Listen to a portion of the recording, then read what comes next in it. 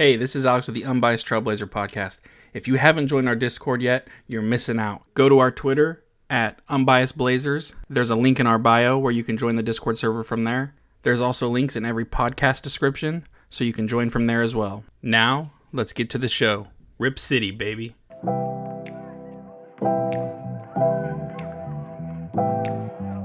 I play up game and then talk, I'm trying, Jennifer.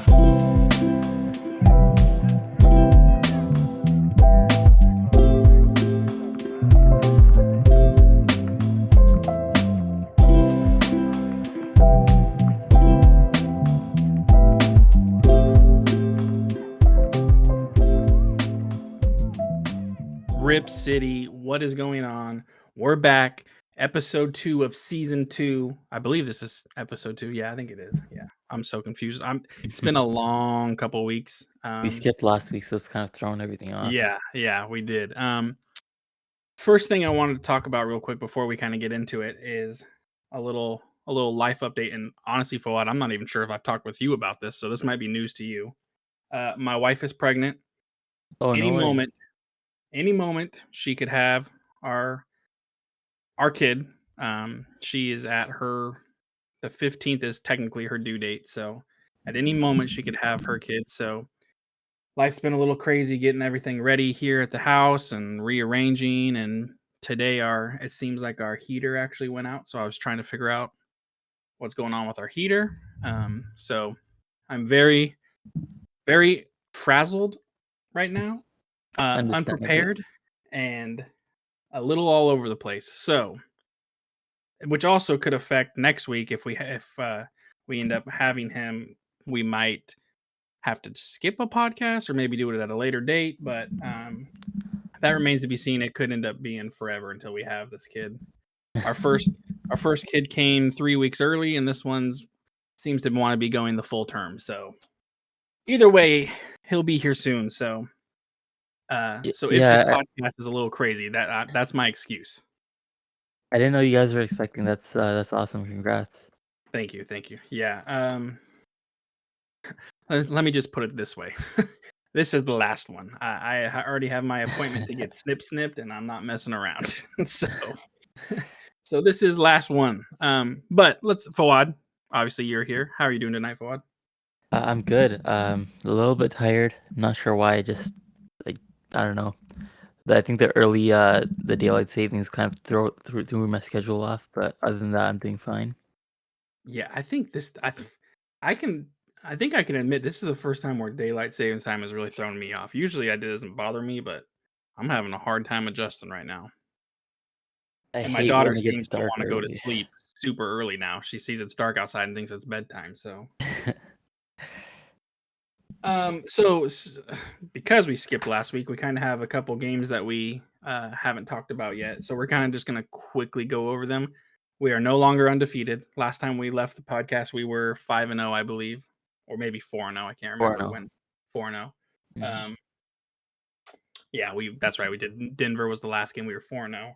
Our very next game was against the Heat. Did not fare so well in that one, and actually, honestly, I think it would have been a different outcome had Dame not got hurt. He ended up getting a calf strain in the third quarter. He said that if it was like a playoff game, he would have stuck it out and played. But they were kind of taking it easy, taking it cautious, which I'm fine with. So we ended up losing that game 119-98. I know it was a little while ago. Do you have anything from that game that kind of jumps to your mind? It feels so long ago. It was like 5 games ago. No, I just think we weren't doing as well as the other games at that point, even before Dame got hurt. But as soon as he got hurt, it was like, they went on a huge run. It was probably like we were down when Dame got hurt, but I think it was it was not a big difference at all. Yeah, it was manageable. But as soon as he went out, it was like, okay, that's a wrap on the game. We're no longer undefeated. But yeah, I don't remember anything too specific or noteworthy from that game. Yeah, I'm trying to think if I could either, and that was the night I lost a lot of money. I just remembered because it happened last game as well. I think our turnovers that game were ridiculous, and I'm looking it up right now. We had 19, which is a lot, but it's honestly less than I expected. I felt like we were turning it over like every single possession. Um, and that's something that apparently looks like we haven't gotten in control yet. So Yeah. I that will think be that's something to work on. yeah, I think that's something we're going to talk about here in a little bit. The next game was against the Rockets, which um, obviously Rockets aren't a very good team. We we won that one pretty easily. Sorry, I just had an ad shoot off on my ear. Oh my goodness, that was loud. That Um, that game was encouraging to me though because they aren't a good team, but they do have a couple guys that can pop off. for sure. And without Dame, most seasons, even if we're playing the worst team in the league, it will be probably a close game. So, um, Dame wasn't playing. Ant dropped 30, an efficient 30. Nurk had 27 and 15. So we saw Yeah, that was multiple huge. guys step up. Shaden Sharp 7 for 12 that game. So that was Which I really, believe that was his first game starting as well. I believe, yeah, it was. But yeah, just overall, I liked that game. It was encouraging to me because I saw that the rest of the team can step up. So that was good to see. Yeah, and a trend we're gonna see as the year goes on, it looks like, is Justice Winslow stepping up, playing big time minutes, and being in important possessions, both offensively and defensively. I know we've talked about in the past that Winslow's offense isn't as great, but his defense makes up for it. But honestly, this year his offense has been. I know people can sag off of him and make him shoot, but I mean he has. I've always been big on Winslow, and I was happy when we had him. Obviously, I wasn't like ecstatic that we had him, but I think he's a good piece. This year, he's exceeded my expectations. As far as Winslow goes, before we keep going on to these other games, is there anything you want to talk about with Winslow? I feel like offensively, he kind of runs the point when Dame goes out, controls the pace. He can kind of, he's so like, almost kind of reminds me of like Kyle Anderson, where it's like everything's kind of slow motion for him, but it's like smooth and he's so strong and big that he just kind of gets in there and some of the layups just look effortless, like he's not even bothered by anyone around him. So I don't know if you have any opinions on Justice Winslow, but I've been very pleased with what I've seen from him, and it's encouraging. Yeah, I definitely have been impressed with him. Mostly because my expectations for him were pretty low, but even still, he's definitely been a positive contributor. Still don't love his offensive game, but he definitely is a good playmaker. He occasionally can get a good basket inside. His finish is decent. I don't have the numbers on me, but I feel like just from the eye test, it looks like his finishing is not bad. So, he's been, I guess, average or just below average on offense, and then he's been good defensively. So I think overall, he has been a positive contributor, especially off the bench. So that's something that's really nice to Yes. see. And one more, I guess, just positive from his game is that he's a good ball handler. And, again, in the past, we've had two ball handlers, some years three, and the third one would be like Shabazz Napier or something. So this year we have a couple other guys, including Winslow, who are all good ball handlers, and that's it should help us make it should make our offense a little bit more varied. It should help with reduce turnovers, but again, that hasn't happened so far. But he's just been doing a lot of little things that are nice to see. Yeah, and don't get me wrong, offensively, a great night for Winslow offensively is gonna be like 12, Yeah, 13, 14 points. Like, if he gets 12, 13, 14 points, that's a great night offensively for him. But what jumps out at me when I'm looking at the last couple games, he had one game with 7 assists, he had one game with 9 assists, and actually the game where he had 9 assists, he almost had a triple-double. He had 9 rebounds, 9 assists, and 12 points. So, I mean, he does everything, a little bit of everything.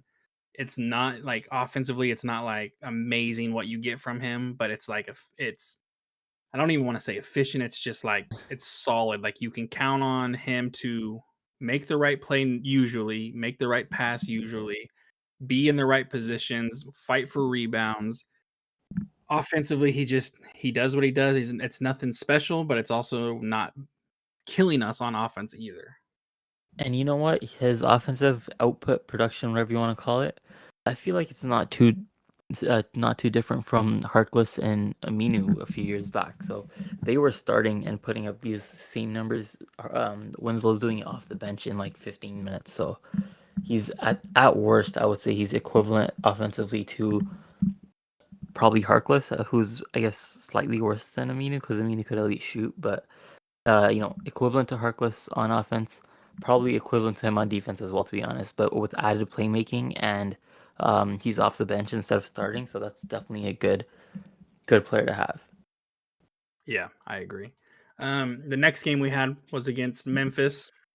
That one we lost, unfortunately. If you guys don't know, right now we are 7-3, so still a very good record. Very good record. I think we're tied for second, I believe, or is it tied for first now? I think it's tied for second, but it's like a three-way Like tie. a three-way tie, yeah. So this was another game we lost to Memphis. Obviously, we didn't have Dame for this one either, and I actually don't think we did. We had Simons in this one. We Yeah.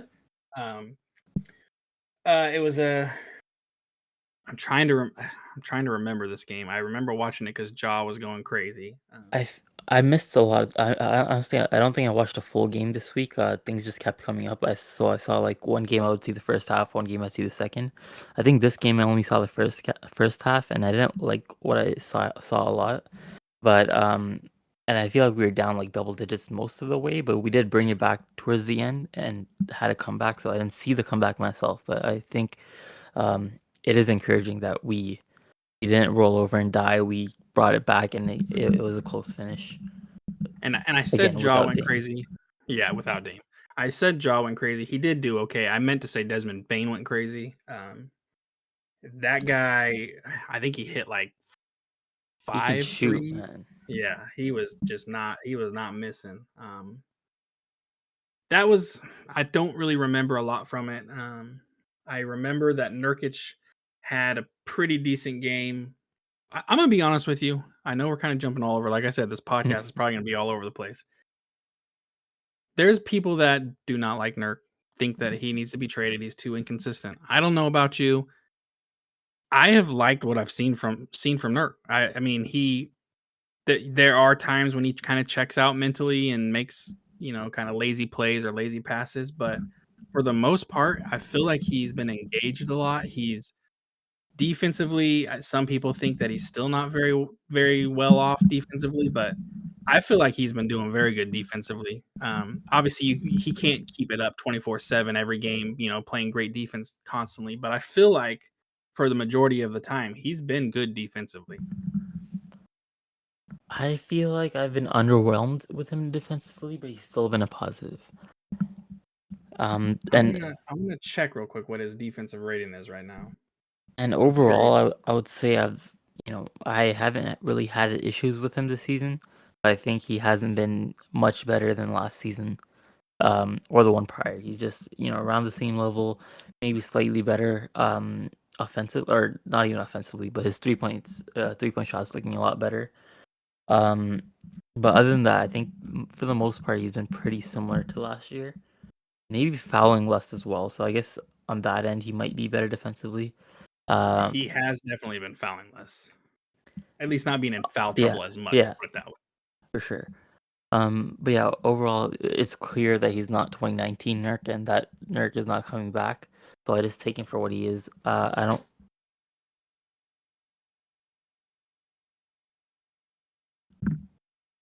So I'm looking right here. It says his defensive rating is 105.9, which is pretty decent.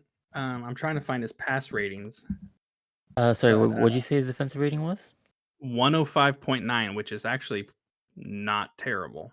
Pretty good, I'd say. Yeah, Um, I wish I could find his pass ratings. what was I saying about him? I think, oh yeah, he's not gonna be 2019 Nurk, but I think for what he is, he's a solid starting center. So yeah, So last year Nurkic was 111.8 defensive rating, and the year before that 109, the year before that 108, and then 2018-19, that was the year he broke his leg, right? yeah, Or was it 1920 that he broke his leg? It was 18-19.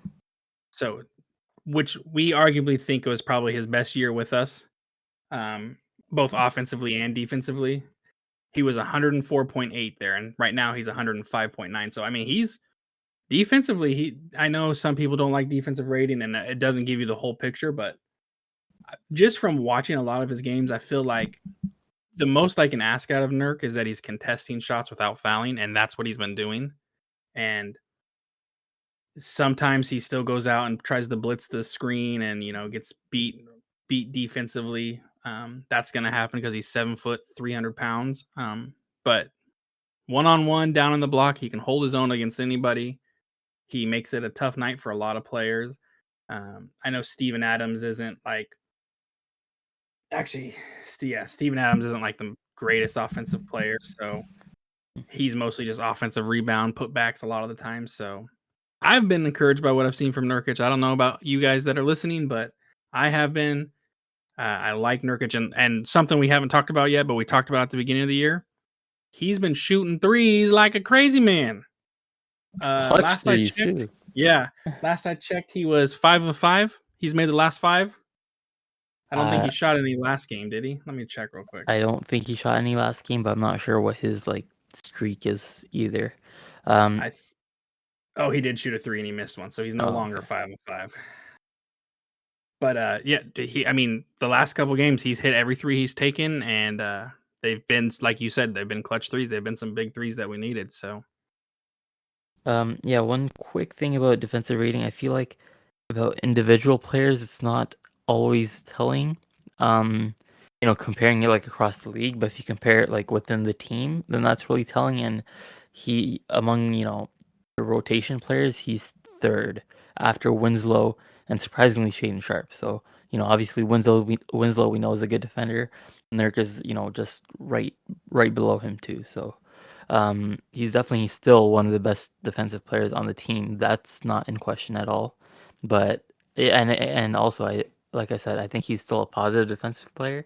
He's just not like the beast he was uh, in 2019.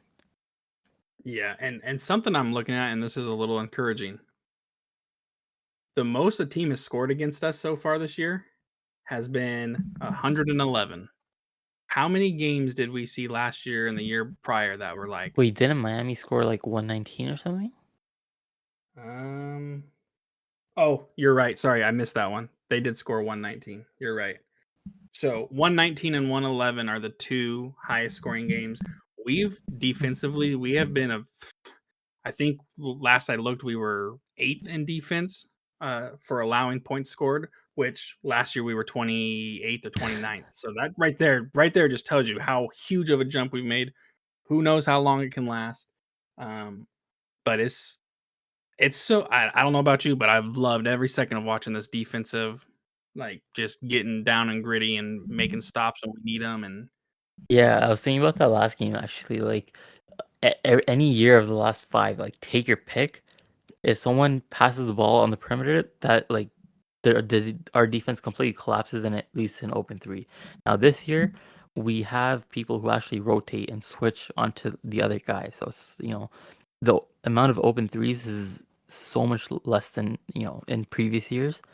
Mhm. It's just even if the rotation is late, sometimes it's always there. I haven't seen a single time that I can remember where we just don't contest the three. It's just the effort is there, which is always a good thing to see. Yeah, and we have Josh Hart, who plays good on ball defense. He plays good off ball defense. He's a rebounding machine. We have Jeremy Grant, who plays very good off ball defense. He is a good on ball defense player too, but he's very good off ball. We have Nurkic, who's playing good down in the post. I'm going to be honest with you, Damian Lillard has played very well defensively for the majority of like especially from what we're used to seeing to what we see now. He is really done much better defensively. I'm not going to say like it's great or good, but he's done much better than we're used to seeing from him. Simons, I'm I'm fair on him. Like there's games where he does, I feel, do better defensively, and then there's games where he doesn't, and there's always just like Like last night, I was watching against Miami, and there was a couple plays where he just loses his man off ball, and he just kind of watches the ball, and then his guy either cuts or gets open for a three, and then he gives this like half-ass contest to it. It's just like those are the type of things that kill us, and I'm sure maybe he's tired from running the offense, but for the most part, our team has been very good defensively, and I haven't even talked about Shaden Sharp defensively, Justice Winslow defensively, and I'm gonna be honest with you, Eubanks has done pretty well defensively too. He's made some big plays, made some big blocks this year. It's nice. It's nice to have defense for a change. I don't know if there's anything else you want to add to that, but Nothing really, but yeah, again, Eubanks, I've liked what I've seen from him on defense and even on offense some games as well. Pleasant surprise. I'm actually surprised by his the alley oops we've been tossing to Eubanks. It happens a lot more than I thought it would. He's playing more than I thought he would in general, but I think he's earned those minutes for sure. So the next game we had real quick was against the Suns, and this is a game where we had back-to-back games against the Suns, both in Phoenix. So we'd already beat Phoenix once, then we had back-to-back games. This first game we come out obviously against Phoenix, who's a very good team, and at the time I think we were a second below them. They were first, I believe, without Dame and without Simons. This is the game that we did not have Simons in, and little did we know who needs Dame and Simons when you got Jeremy Grant. I mean, we end up winning this game 108-106. A little controversial. I don't know about you. I've watched that play multiple times. I know that stupid last 2-minute report that I don't know about you, Fawad, but I can't stand that stupid thing. Like, it just is so pointless to me. It's like a slap in the face to everybody. It's like, yeah, you guys got screwed, or yeah, you guys got lucky, but oh well, nothing you can do about it. It just and then it's also like, yeah, the last 2 minutes matter and they're important, but there's plays that happen throughout the entire game that matter as well. So it's like, why these last 2 minutes are the only thing they want to talk about? I think this was the game where they called a goaltending on Keon, right? Is this the same game? Do you remember that? I don't remember. This was one of those ones where I only caught like the last few minutes. I think maybe like the Gotcha. last Well, 4 or 5. you caught the good part of the game. So anyways, I mean, the last 2-minute report, if you guys like it, then that's totally fine. To me, it doesn't make sense to come out with a report saying all the calls that were missed or all the calls that were made correctly, and then not really have anything done about it. Like, I'm sure these referees have meetings where they're told, you missed these calls or you made incorrect calls, but remember the game 2 years ago against Utah with that goaltending that we should Yeah. have won the game? Like, that could have cost us it did pretty much. It came down to the wire for us to make the playoffs. Those are the type of things where that last 2-minute report would piss me off to see. Yeah, you were goaltended. Yeah, it's like, yeah, we know we were goaltended, and there was nothing we could do about it. So needless to say, that was the long rant for this point here. Controversial. Jeremy Grant gets a buzzer beater, game winner, and according to the last 2-minute report, he traveled. To me, I could see it being called a travel, but I could also see it not being called a travel. It's such a hard judgment call where you're trying to gain possession of the ball while you're gathering at the same time. I've watched it so many times. I really couldn't tell you, like, whatever the call was on the floor. I don't know how you could reverse it from that, in my opinion. And even if it was Phoenix, if Phoenix was the one that benefited from this, to me, it's just like it was such a close call. I couldn't tell if it was one way or the other. I don't know if you have an opinion on it. Yeah, when I watched it, I thought it was a travel, but after, watching replays and stuff, I can see the other argument too, because he didn't have full control of the ball, but it's also hard to tell when he did gain full control. Mhm. So I'm like 75-25 towards he did travel, but it is what it is. There's missed calls in every game. You don't, in my opinion, you don't win or lose based off calls, even though technically we did win off a missed call. But I think I know I don't like complaining about refs either way. It's just you can't, like you said, you can't do anything about it. The last 2-minute report doesn't do anything. It's just it is what it is. We won. He made a good shot. End of story, basically. Yeah, and if you looked right after that game, if you looked on Reddit, every single Suns fan was losing their mind. Every single the announcers were losing their mind. Like I know people were having to because Root Sport is so great with what providing games for us. A lot of people had to put on their captain's hat and sail the seas to watch this game. They were complaining about just how much the commentators were complaining about that call, and it's to me, it was just so I mean, it was like a 1 second on the clock, and it was so fast, it's just so hard to call. You know, But Jeremy Grant go for it. speaking of the last 2-minute report, the play before that, they said that shouldn't have been called a travel, and that kind of blew my mind because Yeah. to me that was like clear as day. That was that was a travel. He took I think he lifted his pivot foot or something like that. Whatever he did, I don't remember specifically, but that like to me 100% that was a travel. Even all the players on our bench got up and they were like that was a travel. So I don't know how the report said it's not, but Well, that and just see, baffled me. you said it perfectly right there. The whole bench reacts to him traveling. Everyone on the court's reacting to him traveling. Jeremy Grant makes that three, that shot. Not a single player on the Suns is saying he's traveling. No one's That's a thinking good that point too. except for the commentators and then this last 2-minute report. I agree with you 100%. I think it was Mikal Bridges Yeah. that I can't even explain to you what he did. It looked so weird and awkward. To me, it was a travel. If that was the Blazers, it was a travel. I don't know how they look at that and say it wasn't a travel, but I went back and watched it because after I saw that report, I was like, "How the hell was that not a travel?" And I still think it is. So, um, but that game, Jeremy Grant went crazy. He had 30 points, hit a game winner. Um, Justice Winslow played good minutes. Um, this was a game where Nurk didn't do as well. He kind of, I don't know. It seemed he didn't seem like he only had 8 rebounds. He only had 14 points. It just seemed like this is one of those games where it seemed like he wasn't fully engaged in the game. Like maybe he thought because we didn't have Simons and Dame, it kind of was over with, but it just was weird. It was kind of a weird game. Um, but then we had the second game of the back to back against Phoenix, and that one, unfortunately, we lost, and we lost pretty badly. I mean, there. I don't know if at any point in that game it was close. This is one of the games where I hardly caught any of it. But Yeah. we lost by 20 in it. I don't feel like at any point it was ever close. Yeah, I got the first quarter and maybe half of the second quarter. Yeah, it was never close, but it did feel within reach for the first quarter, and then at second quarter onwards, it was like, okay, it's game. It was And expected. let's be honest. Leaving that back to back, 1-1 without Dame and Simons, that's a. Yeah, I mean, huge I win. was expecting 0-2. So Yeah, 100%. and then the game last night, we we play Miami again. We get Dame back. We get Simons back. Surprisingly, it sounded like at first it sounded like Simons wasn't going to play, and then all of a sudden there's a report he is playing.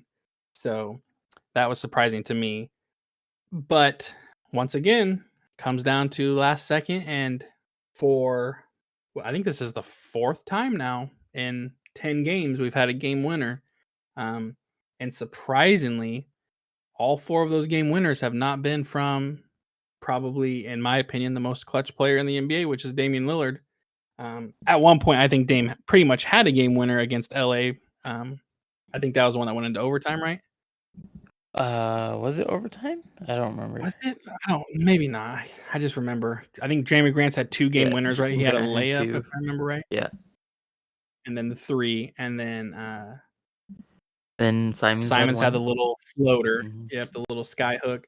And then tonight or last night against Miami, we had Josh Hart pull off his big heroic shot and hit a corner three. Great pass by Lillard, pushing the pace. I think it was Max Struess hit a crazy three in the corner to tie the game with like 7 seconds left or something like that. He's a crazy shooter too. I Yeah, watched a couple of games of his, and it's just like he just doesn't miss. yeah, that's the problem. But there's a couple things I wanted to talk about. First thing though, just on this game itself, and it's going to tie into what we're going to talk about. Turnovers were killing us this game. I mean, we were just. I can count off the top of my head 3 different times where we passed the ball and Jimmy Butler just literally picked the ball off in midair and just had an easy layup dunk. Like it just lazy passes, predictable passes, and turnovers were just killing us. Let me see if I can get exactly how many turnovers we had. It was like something like 19 or something like that. I think we're averaging the most in the league on the season, as well, on top of that, so Yeah, it's been very ugly, sloppy I feel basketball. like 18 turnovers. it's been worse against both, Miami games, but I think even in general, it's been worse than we would like.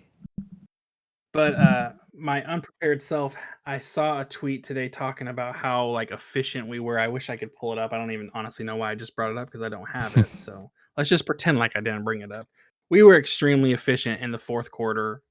Offensive rating was like through the roof. And honestly, Miami's was pretty high too, but ours was just so much higher. Great comeback. I mean, we were down at one At point at least least 10, yeah. 10. Yeah, at least 10. And we came back, tied the game up, took the lead a couple times, tied it back up, took the lead, tied it back up, and then uh Struess hits that corner three, which was pretty well defended by, I believe it was Simons in the corner.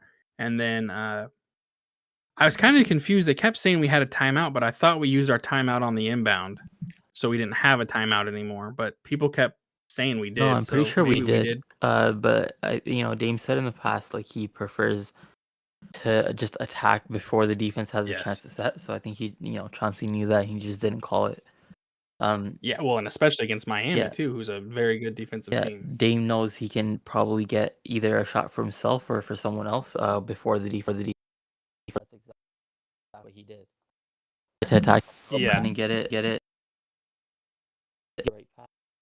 Easy. Uh oh. I think we're losing you on your mic. It sounds like it's going in and out. Am I back yet, or? Oh, there we go. Okay. Um, Yep. I think you're good. Yeah, I was just saying, Dame knew that if the defense isn't set up, he can either get a good shot for himself, or like what actually happened, he found Josh Hart who was open for a three. So he prefers not to use that timeout unless you absolutely need to. Yeah, and it was a good read by Lillard. Mhm. I think Kyle Lowry kind of helped up to kind of edge towards Lillard, which I don't blame Kyle Lowry for doing that. But Dame found the right man, hit the open three buzzer beater. We took off running. But before we get to my last thing I wanted to talk about, is there anything you wanted to talk about as far as the turnovers and stuff go? Because I know that's been one of our biggest issues is our turnovers. Yeah, I just looked up the numbers. We're averaging 17 and we're 28th, not last. So just higher than 30th. So to be 7-3 and be averaging the pretty much, you're pretty much averaging the most turnovers in the league. That's pretty good. That's kind of a testament to our defense, honestly. Is there anything else you want to talk about turnovers? No, nothing with turnovers. Okay. So one last thing I wanted to talk about before we go to the couple things you had was Josh Hart. Um, I'm not disappointed in Josh Hart. It's just something I've kind of noticed recently, and it's kind of a little frustrating. I love Josh Hart. Like, don't get me wrong, I'm not anywhere complaining about him. The one thing though that I'm not quite understanding is why he's so passive offensively. It seems like he has these open shots, he doesn't take them. He drives to the baseline, and he most likely could have a fairly easy. It'd be probably a contested layup, but a fairly easy layup, and he just continues to run through and try to pass out.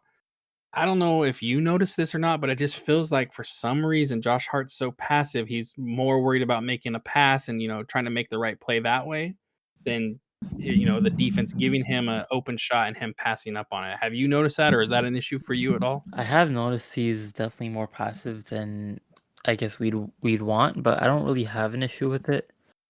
I don't think it's hurt us, in any significant way. So if he's not comfortable passing right now, like, I mean, if he's not comfortable going up for the shot right now, I'm okay with it. Hopefully, as the season goes on, he just gets more comfortable in our system, and then the coaching staff talks to him too about just going up with it. But right now, I really don't think it's a big issue at all.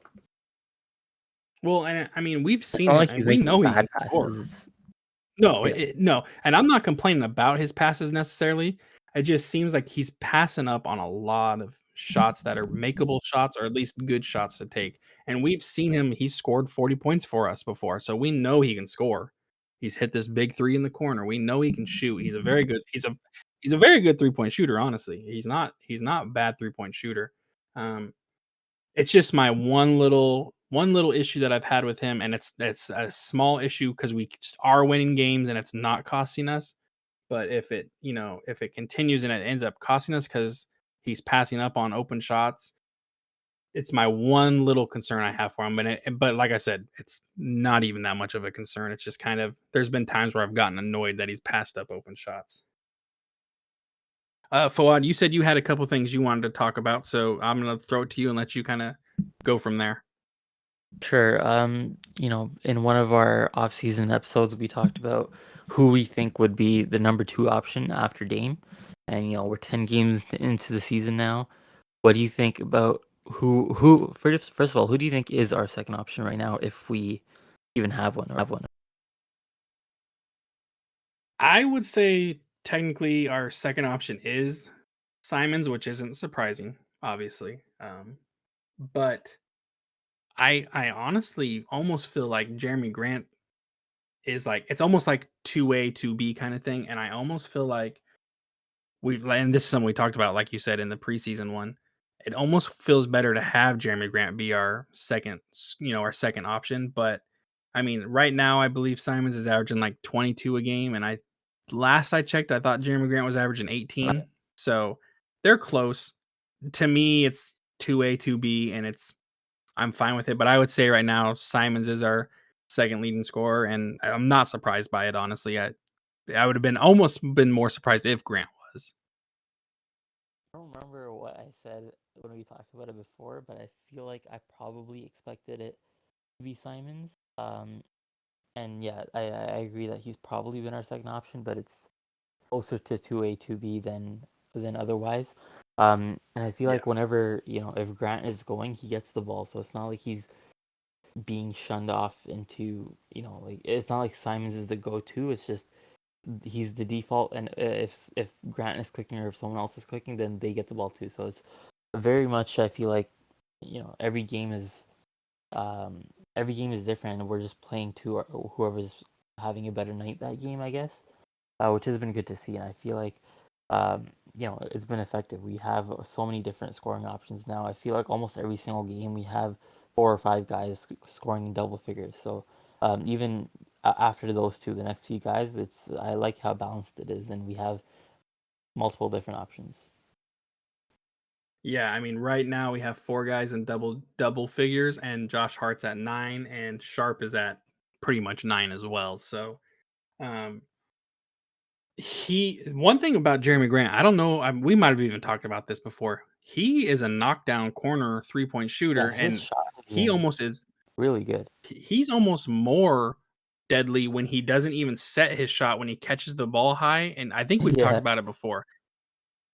If anytime I see him catch the ball high and he shoots it, I'm automatically like, yeah, that's in. That's a green shot, as in those 2K players would say. That's green. Like it's just in every time. And it's quick shot. He's not having to set himself. He's just catching it high and shooting it from there. It's a yeah. beautiful thing I to think he had a watch. clutch three last game too, where he just caught it right up, like from up He there did. and put it up. And I was like, oh, we talked Yep. about that. Yeah, Um, go he's for it. shooting 43.5% from three this year, which is by far Love it. his highest. His next highest before that was 39. So even that was pretty good. So even if he does regress to the mean a little bit, his mean isn't too much lower than um what he's shooting right now, but he's just been knocked down this year. Hmm. I totally agree. There was one more thing you want to talk about, right? Or am I imagining that? I don't remember if we talked about anything before, but right now I thought of just a general question about the season so far. What has been the biggest surprise for you, whether that's positive or negative? Well, I mean, I think the obvious thing and the biggest surprise has been our defense. But on top of that, I'm willing to eat my words and admit when I'm wrong. Shaden Sharp, when we took him, I was upset, you know, but He's smooth with his game. He jumps, like pretty soon they're gonna have to raise the roof a little bit higher because I'm pretty sure pretty soon he's gonna hit his head on it. So I mean, he defensively, offensively, he does a little bit of everything, and it's like just like as the season goes on and as his career goes on, it's only gonna get better. I honestly, this is gonna sound crazy. Besides maybe Paolo and Keegan Murray, we might have got the third best player, and he could very well end up being the best player in from this You're draft. forgetting Like, Matherin though. yeah, Matherin has been I good, think and Sharp has an like argument I'm for not gonna fourth throw. though. Yeah, I won't put Matherin out of the conversation. He's been playing very well too, but I feel like if Sharp was getting the amount of playing time and ball, in his hands as Matherin was, we probably would be saying more about Sharp than we would be about Matherin. Not saying that Matherin's not good, because that was another guy that me and you both were, high on and were okay with drafting. So, um, but to me, I'm willing to say I was wrong about being as upset about Sharp as I was, because he has been very. I've enjoyed watching every minute he's been in. Yeah, just 100% agree on all of that. I didn't think he would be NBA ready this season, and he's looking like, a rotation player on a playoff team. So that's a huge surprise. I didn't think he would play much the whole season, and he's already averaging like probably 15 minutes a game in almost every single game. So, Averaging 20 right oh now. my God. And it's not like Now, all this could change with Gary Payton coming yeah, back, for obviously. sure. He will definitely lose some of his minutes, hopefully not all of them, but we'll see what happens with that. But for me, actually, Sharp is probably the biggest surprise. But what I was thinking of was Jeremy Grant's shooting, because I didn't think he was going to be, that locked down. And along the same lines, I didn't. I don't know how to word this. I guess he fits into our offense, seamlessly, and I thought it would have been a little bit clunky at first, since in Detroit he was that first option, so I thought he would kind of wanted to retain more of that. But he's playing more of a complementary role, which I was very pleasantly surprised by. He's still creating his own shots, but he's not forcing anything, and that was something that I loved. And I thought it might have taken 10, 20 games to figure it out, but he's fit he's fit oh my God, what am I saying? He's fit the team like a glove. And we got Gary Payton, glove number 2 coming in. The mitten. Let me ask you, I'm gonna rapid fire a couple questions to you real quick Sure. before we wrap this up. First things first, though, if you guys haven't already, I was on a podcast called the What Podcast, which was an acronym for We Have a Take. It's a Blazer focused podcast. If you guys haven't listened, it's a very fun podcast. I enjoyed my time. I was actually on the podcast with a couple other podcast groups that we actually haven't really talked with or met with, so it was nice to talk with them as well. So if you guys haven't listened to it, go check them out. It was a very fun podcast, and just in general, they have fun podcasts to listen to. They come up with some pretty unique ideas, and for example, this episode was they were trying to create a playlist of songs for this season, and so it was fun hearing everyone's songs that they were comparing to this season so far, and then it's a playlist that they actually made on YouTube and Spotify that you can listen to. So it's a very fun podcast. If you haven't listened to it, I highly encourage you listening to it. I even believe they're in our Discord as well, a couple of them. So if you're listening now and you're not in our Discord, get in there and join in on the conversations. But something I wanted to ask you, Fawad, was Tim from the Busted Bucket podcast was also in this podcast with us, and he asked a question to me, and it kind of caught me off guard a little bit. What are the percentage chance that we retain Jeremy Grant? What do you think? I think it's very high. I'd probably put it above 80, if not above 90. I think he wanted to be here. I think he has a good relationship with Dame. He has a good role in the offense, and I think we can pay him what he wants. I don't know if we will, but I I think if it comes down to if it's our choice between paying him like 30 a year versus letting him walk, I think we will pay him. So based on that, I don't see why he would not stay. Yeah, and when Tim asked me, I kind of caught me off guard. I tried to think. I didn't want to be like Mr. Oh, we're guaranteed we're going to keep him. So I kind of went a little conservative and I said 60% because I do think we're going to keep him. My biggest concern was, does Jody Allen want to spend the money to keep him? Because I have a feeling other teams are going to be offering him fairly decent contracts that are going to be hard to match, or not match, but hard for Grant to just like ignore and be like, no, I want to stay here. I do think Jeremy Grant likes it here. I do think he fits well here, and I think he knows he fits well here, and he has a good relationship with Dame. Um, so I agree with you. I would say it's at least 70-75% that we are going to keep him, and I wouldn't be surprised if it was more than that. But it was an interesting question, and it caught me off guard. And then after I said 60%, I was sitting there thinking, why the hell did I say 60%? Because I think it's more than that. So, but also, if you guys haven't listened to Busted Bucket, they're a very fun podcast to listen to as well. They've had some just recently. They had Brian Wheeler for an interview, and that was a fun one to listen to. They've had a lot of big name people on their podcast, so they're a good podcast to listen to as well. Um, I thought I had one more question. One I have more, one but now I can't if remember. you want some more time Go to for it. think. So I think last episode I asked something like something along the lines of, is it too, or how many more games do you need to have like concrete decisions? So basically what I'm trying to ask is, do you think 10 games in, is our play, do you trust our play to remain what it is, or do you think it could be just a hot stretch or something like that? I love this question because I literally think about it every single day, and I can't get a firm answer on it. I think because I'm so like because I've been a Blazer fan for a good while now. I'm so afraid to just like admit like, yeah, we're good. We're gonna this team looks like it can actually do something. Like I'm so afraid to like open my heart up to it.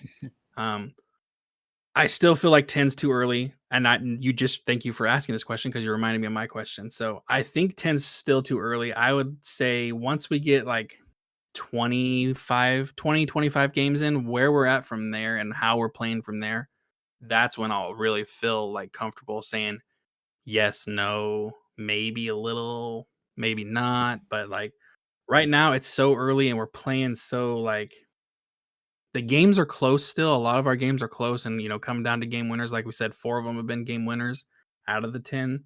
So I don't know. Obviously, our schedule has been tough. It's been a tough starting schedule. So And it's gonna to stay be tough. 7-3 and to start the season with schedule wise the way we did, that's a good sign. And it seems like the players are like, I don't know if you've noticed this. I don't know how often you check Twitter, but a lot of players are like kind of tweeting little like hints like how special they think this team actually is. And it like that gets me excited and like seeing like Dame not hitting a game winner yet and everyone else hitting game winners. Right now, Dame and Nurk are the only two that haven't technically hit a game winner. So it's just it's been so fun to watch. I mean, I'm not complaining one bit. What about you? How do you feel? Do you think 10's too early? Do you think it's or how do you feel in general? Yeah, I'm mostly in the same boat as you. Before the season, I would have thought 10 would have given me at least some idea, but I'm still pretty, I don't know what to believe, what's real, what's not. Hopefully 20 games tells us a little bit more, but I think right now I'm going from, so before the season I thought we would probably be somewhere in the 7, 8, 9 range. And we would definitely make the playoffs, whether that was, through the 8th seed or through the play-in. Maybe we're in like the 4, 5, 6 range, and we'll just avoid the play-in altogether. But again, it's still too early. 20, 25 games. I think I'll know more. Yeah. And I'm mad at myself now because I told myself I was going to go back and listen to our episode where we had our predictions for the first 10 games. I want to say I said 5-5, or I might have even said 6-4. But do you recall what you said? Yeah, I think I said either 4 and 6 or 3 and 7. So Ooh. definitely surpass that, you know. Exceeding your expectations. Yeah, I want to justify it a little bit just in case anyone didn't hear the other one. It was because, you know, we have what, 4 new rotation players, maybe 5. Yep. So I was like, it's definitely gonna take us some time to work things out. You know, it's not that I didn't think we were not talented. I just thought there would be some growing pains mixed in with having a really tough schedule. So I thought we might have a rough start, but that doesn't mean we're that bad of a team. So that was my reason for expecting that. But we, you know, clearly 7-3 against a very tough schedule is very encouraging, and I'm very happy with what we've seen. Very much so. One last question before we're done, and it's probably going to it kind of ties in with what we just talked about. Chauncey Billups, I know a lot of people were, saying he's not the right man. I said I was willing to give him more time and, evaluate him. These first 10 games I've liked a lot of the things I've seen from him, like the decisions he's made, the minutes that he's been playing guys, and it seems like the defensive scheme is working a lot better. So I'm still wanting to give it time because I don't want to just jump in and say, yeah, it's great. But these first 10 games have been very promising. Yeah, 100%. I think we talked about it last episode as well, but we were never on the fire Chauncey train or anything like that. But I think he's definitely proven himself to at least be, you know, at least get the full season. And I think he silenced anyone that thought he was, you know, the worst coach in the NBA, which was absolutely wild to me that anyone thought that to begin with. Yeah. Yeah. So, other than that, is there anything else you want to talk about? Nothing really, but one little minor tidbit. We are, like you said, tied for the second seed in the West, but our 3 games against Phoenix, that's all the games we have. That's our season series. We don't have a 4th game, so we already won Correct. that tiebreaker. Yep. So that's a good, you know, that's a good thing we got out of the way, and it could help us later on at the end of the season in terms of seeding. Yeah, and one thing, I know we said we're going to wrap it up, and here we are again. One thing I wanted to add to that, I think part of the reason why the NBA world isn't reacting as crazy as I feel like they should be to our start of the season is because Utah Jazz are doing pretty much the exact same 100%. thing. And it's kind of putting like a little what the hell? That's not right. So if they're doing that, then Portland's doing this. It must not be right. I think if Utah wasn't doing what they're doing right now, which is just equally as insane as what we're doing right now. Probably more insane. Actually, it's more insane. It's more insane than what we're doing.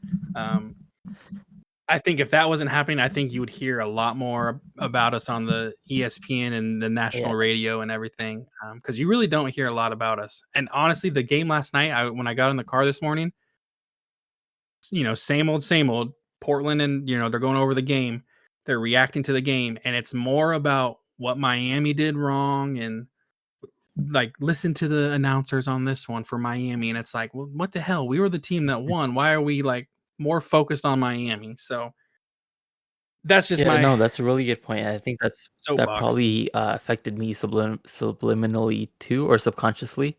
I think if they weren't 9-3, then I might have been more satisfied with our record 10 games in. But I think seeing that definitely affects how we view our own record. Yeah, and 100%, what Utah's doing is far crazier than we what play we're them doing. pretty soon. 11 days, November 19th. That's gonna be a fun game. Just imagine if somehow this continued and playoff wise we're up. It's just crazy. There's no way, right? There's no way it can happen. Who knows? Yeah, who knows? Okay, so this is almost an hour long again, so that's insane for how scatterbrained we were. But like I said, very soon, hopefully in the next week or two, we will have a new Blazer fan, a new unbiased Trailblazer fan, and a new Blazer fan in our midst. So stay tuned. The schedule could change a little bit. I'm hoping it doesn't. It's a nice place to come in and just kind of get your mind off of everything else and just come in here and talk. So for the last hour, I've not thought about anything but basketball, which is lovely. So thank you, Fawad. If you guys are still listening, we appreciate every single one of you that listens. We love every single one of you. Have a great day. Have a great night. And as always, Rip City, baby. Thanks to My Life Pursuing for the music used on the intros and the outros of this podcast. You can check them out on all major streaming platforms at My Life Pursuing.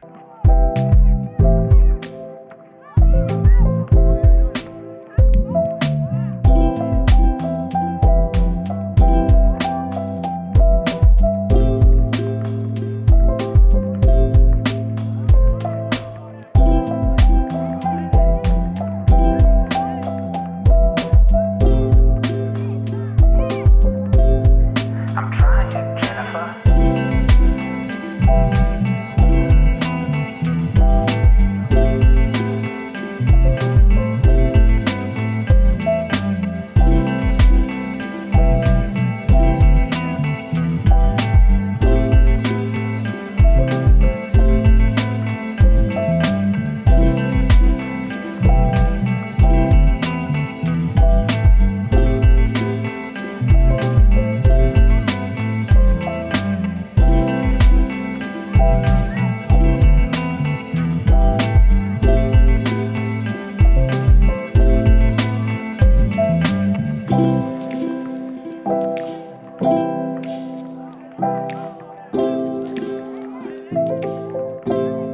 I'm trying, Jennifer.